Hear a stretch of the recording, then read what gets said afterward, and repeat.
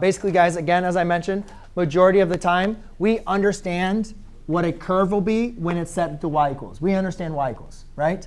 So in this case, what I'm going to do is I'm going to solve for x, or I'm going to solve for t in the terms of the x equation. So x equals t plus 1, subtract 1, subtract 1. X minus 1 equals t. So now, just like systems of equations, if you guys remember, you're just going to plug that into the other equation. Y equals 1 over t is now equal to x minus 1. So y is equal to 1 over x. And if I had to describe that curve, I would say that is exponential. Wait, what? Oh, that's reciprocal. yeah, it's the reciprocal function, right? And it's also a hyperbola. OK? So there's a hyperbola. It's also the reciprocal function in this case. But again, I want you guys to be careful with the word function, because